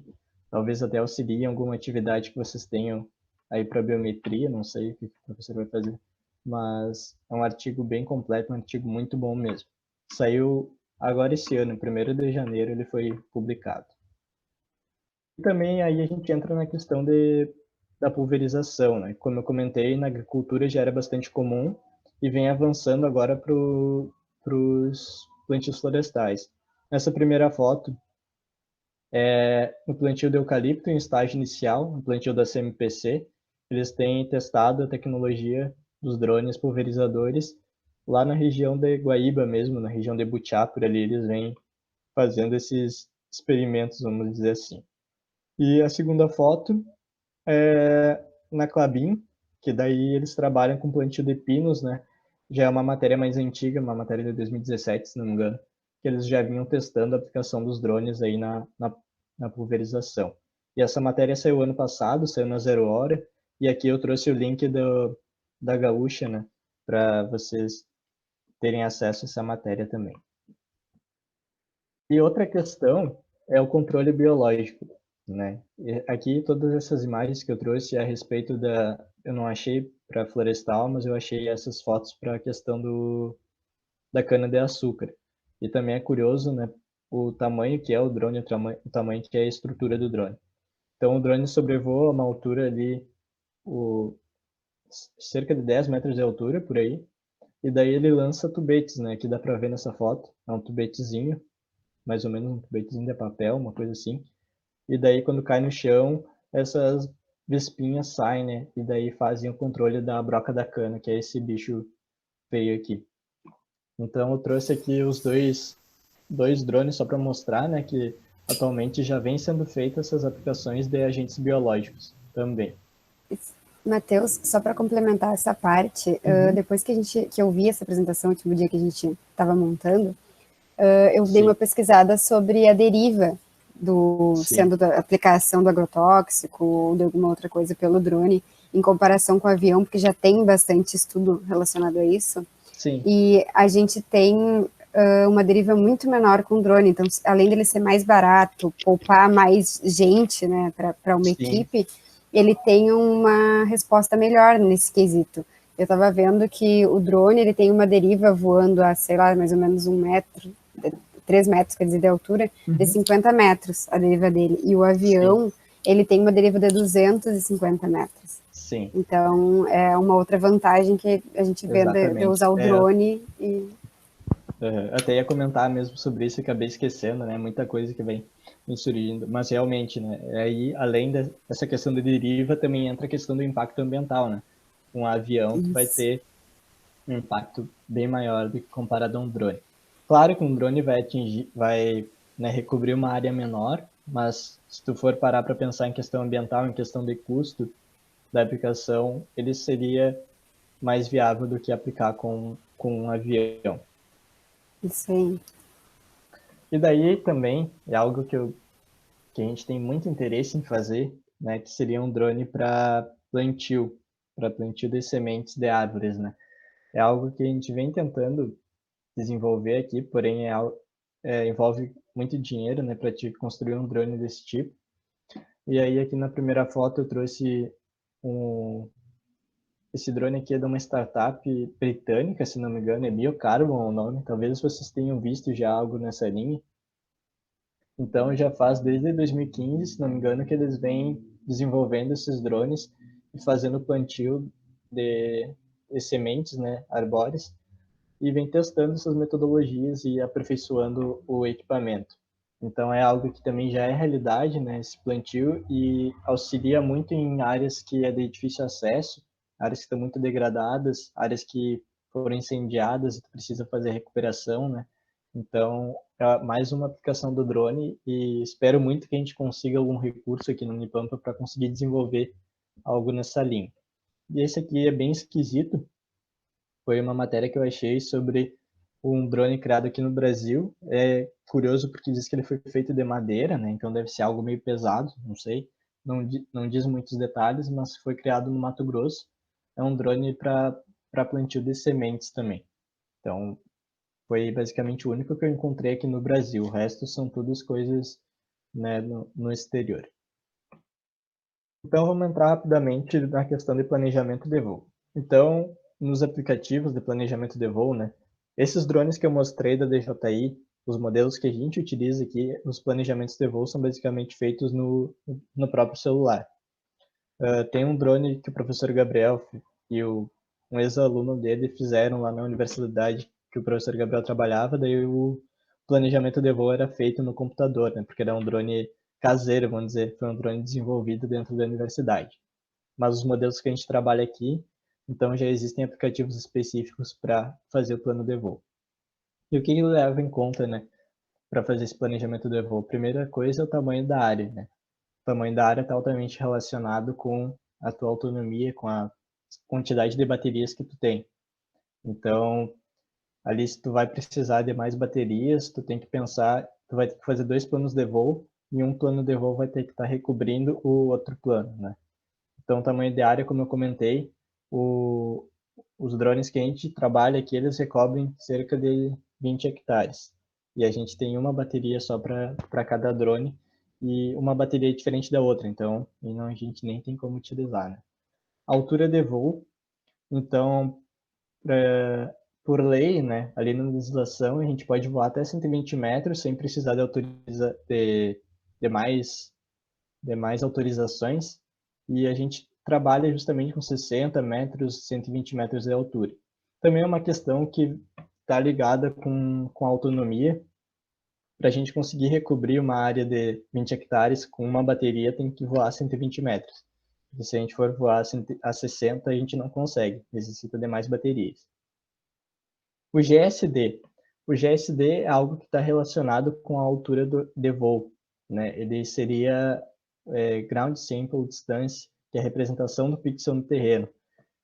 Então, é algo relacionado ao detalhamento, né, do teu levantamento. Por exemplo, a 120 metros de altura, que a gente trabalha aqui com o drone com uma Mavic 2.1, a gente tem 4,3 centímetros de GSD, se não me engano. E aí tem uma tabela aqui que eu trouxe aqui do lado, caso vocês tenham curiosidade depois de olhar. Dependendo da aplicação que tu vai fazer, né, com o teu levantamento, tu deve utilizar tanto o DGSD, né, para que tu tenha o nível de detalhamento adequado e gere os produtos com qualidade. Outra coisa que tem que ser definida no planejamento de voo é a questão das sobreposições, a sobreposição frontal e lateral. A gente vê aí que é recomendado se trabalhar com 80% e 60% de sobreposições. A sobreposição frontal, ela se trata da sobreposição na linha de voo, né? Então, seria entre as fotos, essa sobreposição. E a lateral seria entre a linha do lado, no caso, né? Depois posso fazer um esquema aqui para mostrar se caso surjam dúvidas sobre isso. E a velocidade de voo. Então, é recomendado colocar a velocidade entre 8 e 9 metros por segundo. para que não tenha arrastamento da imagem, né? Não perca a nitidez da imagem.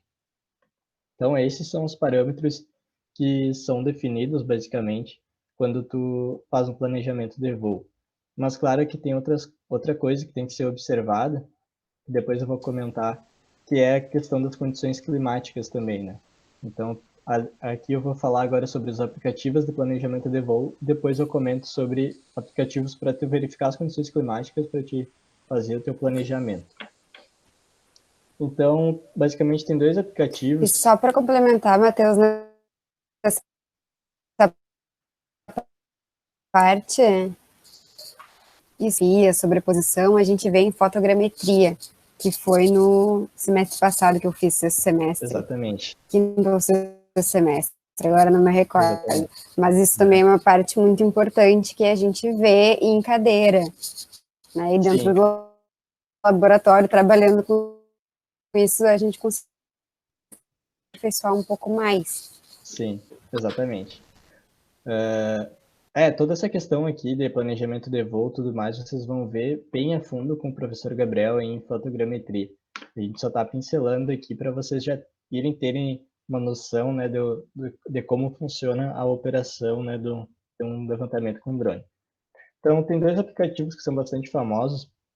O Drone Deploy seria o mais famoso, que até aquele daqueles resultados que eu trouxe, né, das tendências do uso do drone. Então, atualmente, a gente vem utilizando esse aplicativo, e o legal desse aplicativo é que ele tem uma plataforma online, que tu pode, então, é um site, né? Tu pode fazer o planejamento de voo no site, e se tu tá logado no aplicativo ali no celular, ele já vai automaticamente para o aplicativo. Então, facilita um pouco, porque às vezes é meio chato de tu manipular o polígono ali na hora de fazer o planejamento de voo no celular. E outro aplicativo também que a gente utilizou foi o Pix4D, que para o drone, para o Phantom 3 Standard, teve que ser utilizado esse aplicativo por conta de que ele não aceitava o drone deploy. Também é um aplicativo muito bom, mas o planejamento é feito ali diretamente no celular mesmo. E aí, como eu comentei, tem aplicativos para verificar as condições climáticas, né? Por questões de vento influencia muito na autonomia do drone e tudo mais. E, claro, tu não pode voar também com drone na chuva, em tempo nublado, não é ideal tu fazer o voo também. Então, tem uma janela de voo que chama, que é das 11 da manhã às 2 da tarde, que seria o horário ali que o sol te ajuda a fazer o levantamento. Só que o ideal mesmo é fazer o levantamento na hora que o sol está a pino, né? Que daí tu não tem problema com sombra. Que foi algo que aconteceu no levantamento que a gente acabou fazendo no começo do ano, que a gente levantou o drone ali, era umas 11 da manhã, entre 11 e 11 e meia da manhã, e acabamos sendo atrapalhados pela sombra, né? Então, esses aplicativos ajudam bastante. O primeiro é o Wind, nome desse aplicativo aqui. Eu deixei o link aqui da Play Store para vocês acessarem. E um outro é o AV Forecast. Então, são dois aplicativos que a gente vem utilizando aí para verificar como vai estar as condições climáticas para quando a gente vai realizar os nossos levantamentos aéreos. E agora entrar bem brevemente nessa questão de pontos de apoio, que foi o que eu comentei lá no comecinho da apresentação do trabalho que eu levei para o CIEP, né, que foi um levantamento da trilha com o uso de pontos de apoio e sem o uso do ponto de apoio. Então, os pontos de apoio, ou em inglês, né, com a sigla GCP, Ground Control Points, são marcações naturais ou artificiais que elas possuem as coordenadas geográficas conhecidas capturadas no terreno com equipamento GNSS. Então, vocês creio que vocês tenham feito topografia já, né? Vocês já manipularam o GPS. E, basicamente, é tu coletar pontos no solo e no processamento tu inserir esses pontos para que eles se ajustem junto com as coordenadas, né, do levantamento aéreo. Então, a finalidade do uso desses pontos de apoio é aumentar a precisão dos produtos gerados, tá bom? E eles são divididos em dois tipos, né? Pontos de controle, que são os que são inseridos no processamento, que esses vão fazer a ligação das coordenadas do terreno com as coordenadas obtidas com o drone, e os pontos de verificação, que esses não são inseridos no processamento, eles são apenas para para obter a acurácia ali do teu levantamento. E aqui um exemplo, né, um ponto natural, por exemplo, poderia ser essa curvinha aqui que tem lá na passagem que vai para o RU da universidade, né? Quando se trata, por exemplo, de um centro urbano, né, dentro da cidade, tu poderia utilizar uma faixa de segurança como um ponto de apoio natural. Mas como a gente está trabalhando em florestas, em campos, enfim, a gente utiliza pontos artificiais, né? Que até talvez vocês tenham visto uma campanha que a gente fez para coletar banners e tudo mais, era justamente para fazer a confecção desses banners aqui. Então a gente utiliza, né, esse contraste do branco com preto para a gente conseguir enxergar esses pontos, né, na hora de processar as imagens. E basicamente eu sempre falo que para qualquer medida que tu vai fazer, tu necessita utilizar os pontos de apoio, porque o GPS do drone ele não é tão preciso, né? Ele é como se fosse um GPS de um celular, então ele tem um erro aí, pode ter erro de 5, 10 metros, enfim. Então quando tu necessita fazer medidas, o ideal é que sejam utilizados os pontos de apoio. Daí eu trouxe alguns exemplos, né? A questão de terraceamento para gerar curvas de nível, dotação de projetos de corte e aterro, né, essas coisas bem de topografia, assim, é necessário utilizar os pontos de apoio. A implantação ou retirada de volumes em áreas de interesse, até para obter o volume de floresta, obter o volume de pilhas de madeira, que é possível também fazer com drone, né? O ideal é que sejam utilizados esses pontos de apoio. Implantação de rodovias ou linhas de transmissão, já o referenciamento de imóveis rurais e a atualização da matrícula de imóveis. Então, esses são alguns pontos, né? São necessários a utilização de pontos de apoio, mas de uma maneira geral, sempre que tu necessitar fazer a medida a partir do produto gerado com a imagem de drone, o interessante é sim utilizar os pontos de apoio. E daí sobre essa distribuição dos pontos de apoio, né? Aqui eu trouxe até imagens da DroneEngine, que é aquele site que eu comentei no começo, e aqui tem o link para vocês acessarem diretamente essa matéria sobre os pontos de apoio, mas só sobre as distribuições, porque não pode ser feita de a moda louca, né? Porque senão tu vai acabar piorando o levantamento, no caso, não vai ajudar a aumentar a acurácia, mas sim vai estragar o levantamento. Então, um dos pontos que devem ser observados é distribuir esses pontos de apoio nas extremidades da área de interesse. Locais com variação de altitude também é interessante colocar os pontos de apoio, né? Porque o drone está voando a uma altitude fixa e aí acaba tendo um desnível ali no terreno, ele pode dar um erro ali na precisão dessa altitude. Em casos de mais um voo, como eu falei, nessa questão da autonomia dos drones, às vezes tu vai fazer uma área muito grande, tu vai necessitar que utilizar mais uma bateria, né, fazer mais de um voo. E aí aqui entra essa questão dos pontos de apoio. Então, entre os voos, vocês têm que utilizar os pontos de apoio. E aqui, por exemplo, ó, aqui é um plano de voo, no caso, esse quadrado aqui. Esse segundo quadrado é outro plano de voo. Podem ver que ele está um pouco dentro desse primeiro. Por que isso? Porque tem que fazer a união dos dois, né? Se tu coloca que bem no limite, por exemplo, aqui, né? Aqui acabaria o primeiro quadrado. Pode ser que tu não consiga unir esses dois levantamentos. Então tem que ter uma sobreposição entre os dois levantamentos. E outra questão é distribuir os pontos de verificação de uma maneira homogênea, né? Porque os pontos de verificação, como eu comentei, eles vão verificar a acurácia desses pontos de controle que forem inseridos. Então, de uma maneira geral, os pontos de controle, pontos de verificação, têm que ser distribuídos de uma forma homogênea na área.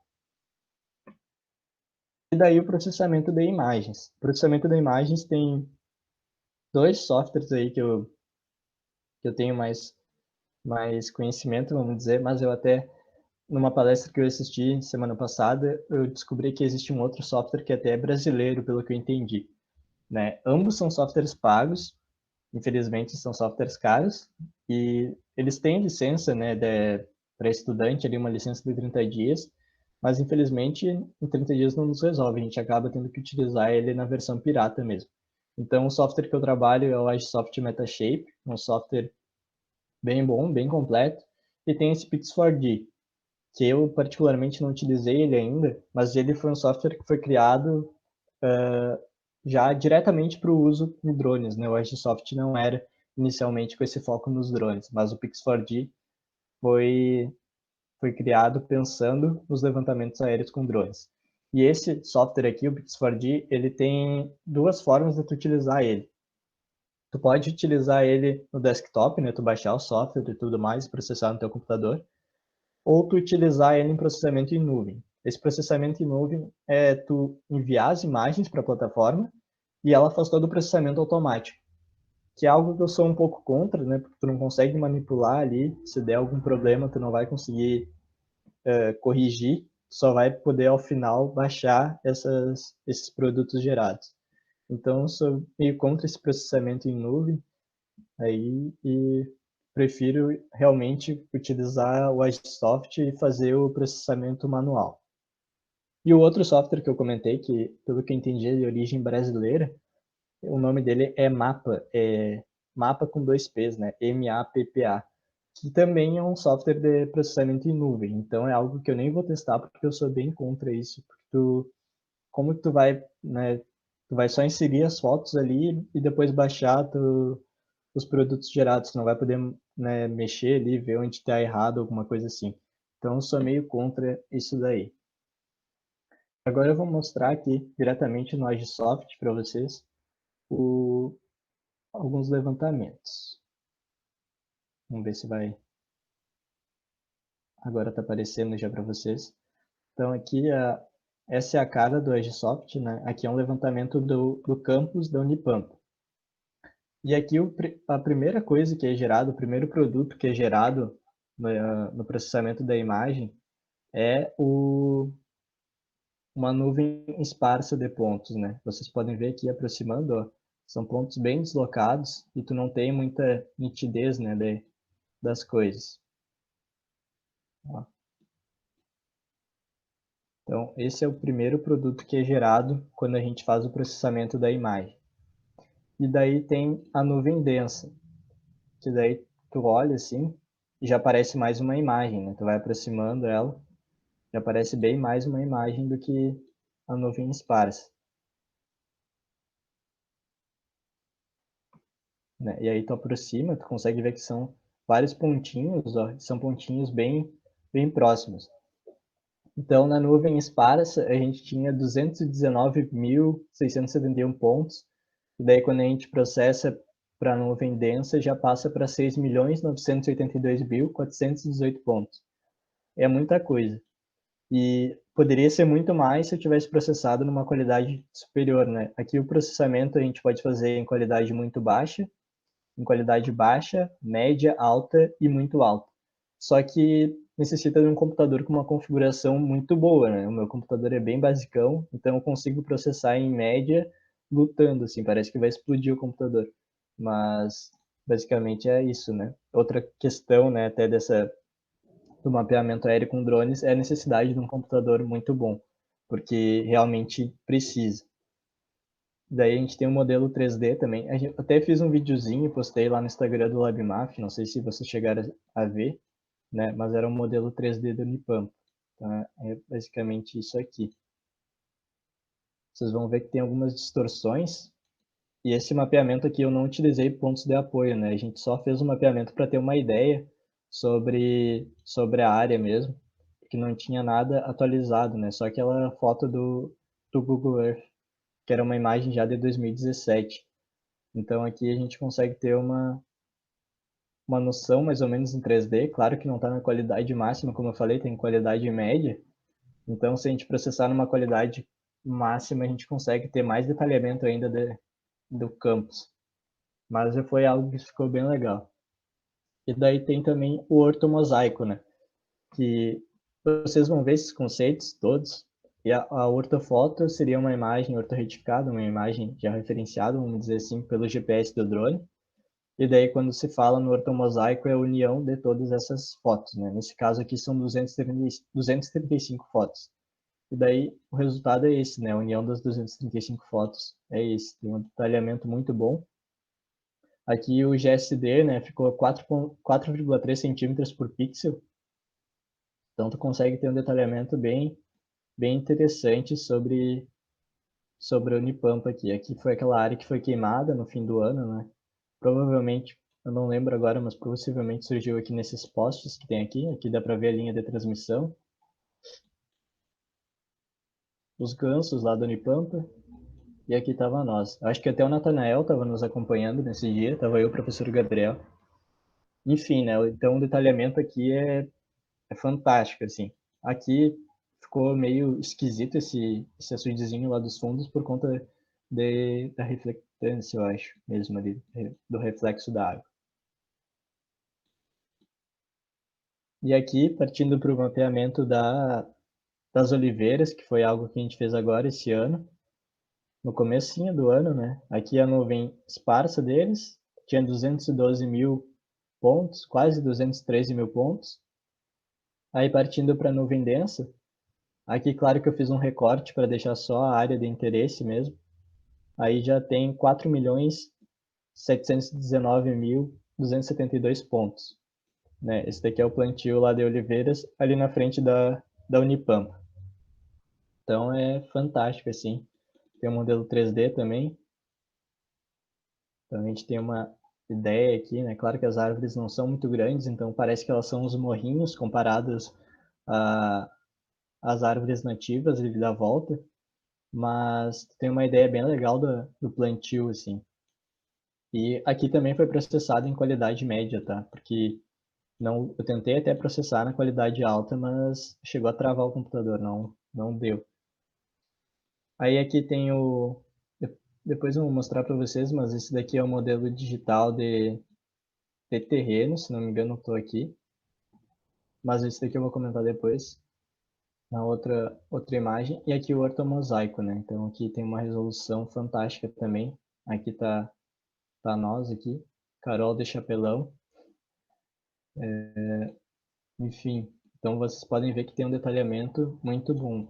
E aqui a questão que eu comentei, né, sobre o horário que a gente fez o levantamento, acabou nos afetando nessas questões de sombra aqui, quando a gente vai gerar o índice de vegetação, ou quando a gente vai fazer aqueles cálculos no R de área de copa, acaba entrando essa parte escura aqui como copa, mas na verdade é a sombra. Então, bem possivelmente, para o meu TCC, a gente vai ter que refazer isso daí, né, e num horário que não tenha problema. Aqui para mostrar para vocês o alvo. Esse daqui já foi um levantamento com pontos de apoio. Nesse caso aqui, eu fiz o processamento sem os pontos de apoio ainda. A gente não pegou ainda o processamento para fazer com os pontos. Mas só para mostrar para vocês como fica o alvo na área, né? Aqui a cerca, então tudo bastante detalhado. Daí tem algumas outras imagens que eu trouxe aqui. Aqui o modelo digital de terreno, como eu falei, o que é o modelo digital de terreno? Ele desconsidera tudo que está acima da superfície, fica só o terreno mesmo. Então ele acaba resultando nisso daqui. Né? Então tu tem a altitude do terreno aqui, apenas do terreno, né? Descontando prédios, árvores, enfim, tudo que está acima da superfície. Aqui já é ele com as curvas de nível. Esse daqui é aquele mapeamento que eu mostrei da Unipampa, né? Com as curvas de nível, mas claro que não tem já referenciamento. Então, possivelmente está impreciso essas questões de curva de nível, essas questões de altitude. Não tem o levantamento de pontos de apoio, então, né, não tem uma precisão tão boa. E aqui seria o modelo digital de superfície gerado no software mesmo. Deixa eu ver se eu consigo dar um zoom aqui para vocês. Então ele sai assim, ó, ele sai bem, mais ou menos liso, assim, sem apresentar sem ter muita caracterização da altitude em si, né? Daí eu dei uma estudada e descobri uma função lá no QGIS, o Rio Shade, que daí ele dá uma ideia bem legal da profundidade, né, da altitude dos elementos que estão presentes na área. Então tu consegue ver que bem mais tem uma rugosidade, né, na área. Então esse daqui é o modelo digital da superfície, que diferente do modelo digital de terreno, ele considera a altitude de tudo, no caso, né? Tudo que está acima da superfície, ele está considerando a altitude aqui. E daí tem outro aqui, que foi um mapinha que eu fiz para um trabalho que a gente vem desenvolvendo, foi todo feito, aqui está o mapeamento da Unipampa, daí a gente fez um recorte para a trilha, né, que é um trabalho que a gente vem trabalhando com a questão da trilha, e daí eu montei esse mapa aqui montei no QGIS, né, tudo isso. Então, isso são algumas das possibilidades aí que a gente tem obtendo assim os produtos com o drone.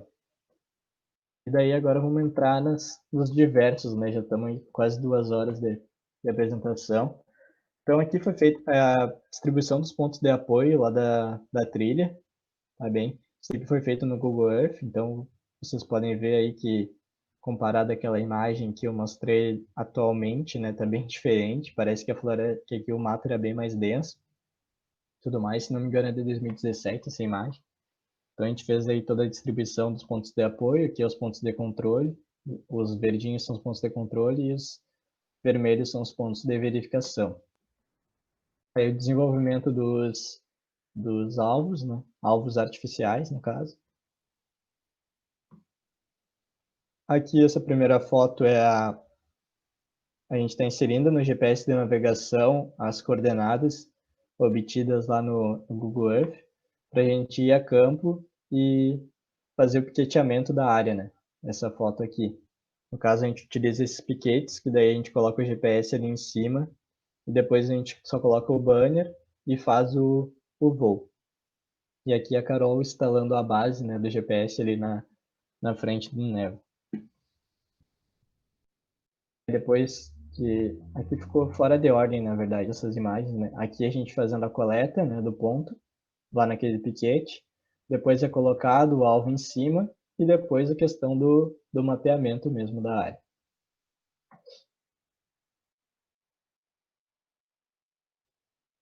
Aí, aqui eu já vou começar a falar um pouquinho da minha parte nesse trabalho da trilha, que foi o levantamento fitossociológico, né, que é o lado da minha formação, digamos assim, que eu mais faço.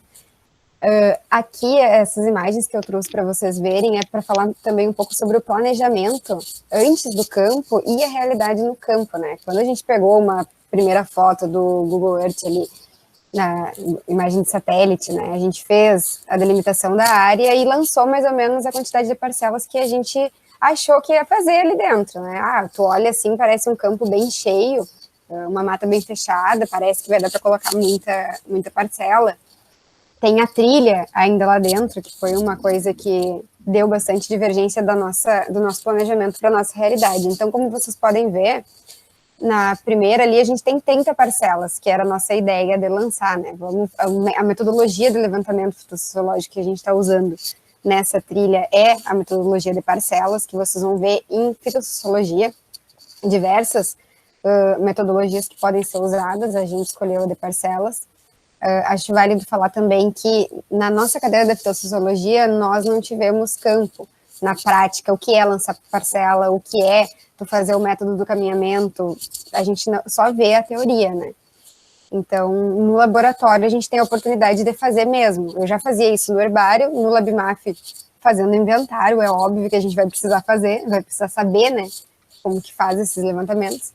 Então, de 30 parcelas que a gente achou que ia lançar, tendo uma imagem do drone, que é essa segunda imagem, que está com os quadrinhos verdes, a gente já consegue ver que não é bem assim, né? O mato ele não é tão fechado, não tem tanta coisa, e também devido a ter essa trilha dentro dele, a gente teve que reduzir muito o número de parcelas, porque às vezes cai dentro da trilha, e aí não dá, porque vai ter passagem de gente, não vai ter como manter o equilíbrio do trabalho, né? O acompanhamento do trabalho depois. Então, de 30 a gente reduziu para 15. Ainda assim é uma amostragem suficiente para o tamanho da nossa trilha. A nossa trilha ela tem 2 hectares, ela não é muito grande. Então, é suficiente as amostras que a gente vai tirar dali. Aqui é só para vocês terem uma noção de como que é feito, né? As parcelas são parcelas sistemáticas de 10 por 10, que são distribuídas dentro da trilha. Vocês podem ver ali a primeira linha de 1 a 4, a segunda linha já de 5 a 15, e assim por diante. Acho que aqui tu pode já passar para nós, Matheus. Como a gente fez essa demarcação, então, quem já passou pela trilha já deve ter visto as nossas parcelas lá.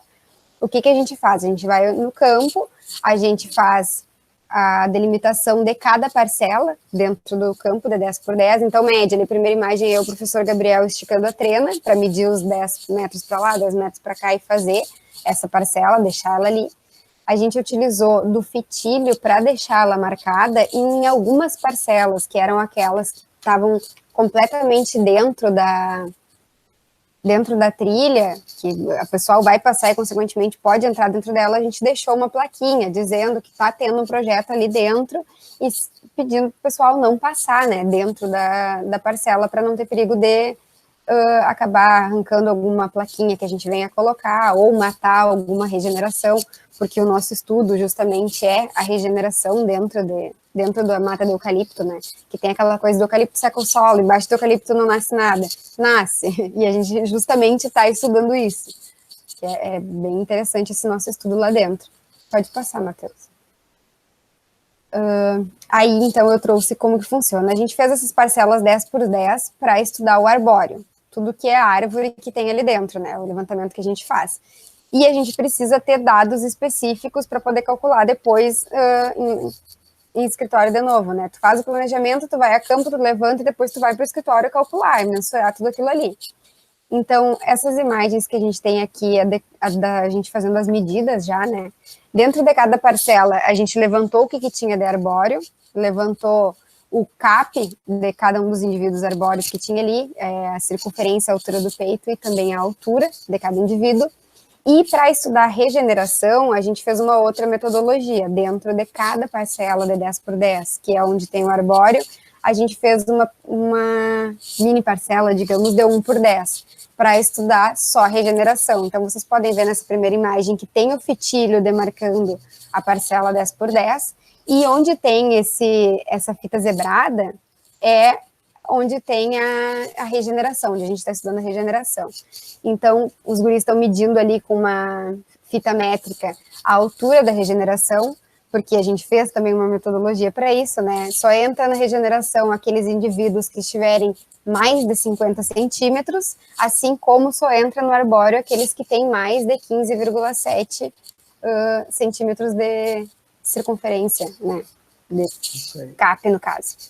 Aí a gente marca, mede cada indivíduo, ali atrás eu estou coletando algum indivíduo, acho que eu estou com a prensa na mão, então se tem algum indivíduo que a gente vê e não sabe o que é, não consegue identificar na hora, a gente leva para o herbário, vai fazer o tombamento desse indivíduo lá, cadastrar ele no herbário, e ficar com essa amostra sempre guardada, caso alguém queira verificar mais adiante. E a gente, em cada uma delas, então, coloca ali, como vocês podem ver na plaquinha, né, o número 1 dos indivíduos arbóreos da parcela 4, ele tem tanto de diâmetro, ele tem tanto de altura, isso tudo fica registrado para a gente poder acompanhar depois, então por isso que eles são todos numerados. O Matheus, na última imagem ali, está colocando na regeneração uma plaquinha, que é a mesma coisa, em qual indivíduo ele é, e a gente vai saber a qual parcela ele pertence, né?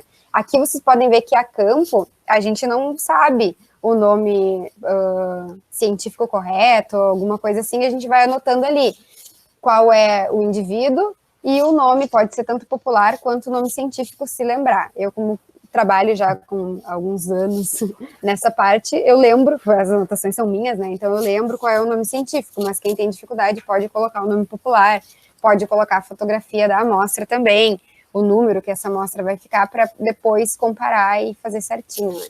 Pode passar essa parte, Matheus. E aí aqui, o material que a gente leva a campo, né, eu trouxe uma imagem da Patrícia ali, da UVAM, ilustrando a nossa pesquisa dentro do laboratório. Então, a gente não sabe o que é, guarda a amostra, leva, né, na prensa. No laboratório, a gente vai ver o que é, vai identificar e vai fazer esse cata e guardar isso nas amostras do herbário, para caso, posteriormente, a gente queira fazer alguma pesquisa em relação a essa espécie, ou realmente confirmar. Quando vê, chega lá e diz, olha, não é essa espécie aqui, tá marcada como tal, mas não é. Vai lá e consulta, e aí tu tem como verificar esses dados. Pode passar também, acho que aqui era isso. E aí, por fim, ali eu trago como que era a nossa planilha do campo, né, como que a gente anotou, e como que ela ficou passada para uma planilha mesmo, com os dados que a gente vai usar e usar de base para fazer todos os cálculos depois. Então, a gente tem qual é o número da parcela, tem qual é o número do indivíduo dentro da parcela, para caso precise achar, o nome científico dela, que família ela pertence, o CAP, que é a circunferência e a altura do peito, e a altura, que são dados bases que vocês vão ver em biometria, que são muito utilizados, é o mínimo que a gente tem que ter para fazer qualquer estudo. Então, acho que aqui também era isso. No ano passado, né, como eu comentei, a gente começou a desenvolver alguns trabalhos e a gente conseguiu publicar alguns artigos já no ano de 2019. Então, são questões bem voltadas à biometria aí. Teve sobre o projeto aquele do Angico Vermelho, que a gente fez as medidas, a gente conseguiu desenvolver um artigo tratando da modelagem e das questões das redes neurais artificiais, né, para estimar a altura desses indivíduos. Também trabalhando com outros dados de povoamentos de eucalipto aqui no Rio Grande do Sul, a gente desenvolveu um trabalho, né, avaliando diferentes configurações de redes neurais artificiais para estimativas de altura também dessas árvores. E outro trabalho aqui, que esse eu participei como coautor, só contribuí ali mais na parte escrita, mas não deixo de ter dado minhas contribuições, foi sobre as equações para as variáveis dendométricas em árvores singulares de pinos. No caso, seria a avaliação, né, do diâmetro de toco, né, tu buscar estimar a partir do diâmetro de toco as demais variáveis da árvore, né, conseguir fazer a reconstituição da floresta a partir do diâmetro de toco, que é interessante para casos que ocorram crimes ambientais de desmatamento, por exemplo, tu consegue estimar o tamanho que era aquela floresta. E daí também teve um trabalho sobre o uso de regressão em redes neurais para a estimativa de altura de plantios de eucalipto aqui no Rio Grande do Sul. Foi um trabalho que foi um dos últimos que foram publicados no ano passado. E também um de modelos polinomiais para tronco de pinos, que esse daqui eu também participei como coautor só, aí contribuindo com a parte escrita do trabalho. Então são alguns artigos que a gente conseguiu publicar no ano de 2019. Os meus contatos também podem nos acompanhar. Eu e a Carol, a gente faz a administração do Instagram do LabMap, né? Podem perguntar por lá também, um de nós vai acabar respondendo. Tem as nossas redes pessoais. E é isso. Muito obrigado a todos por estar aí 2 horas nos acompanhando. Mas a gente acaba se empolgando e falando demais mesmo. E se tiver alguma dúvida aí, podem perguntar, fiquem à vontade. Isso aí, pessoal. Muito obrigado pela atenção de vocês. Obrigado, Gabriel, pela oportunidade também de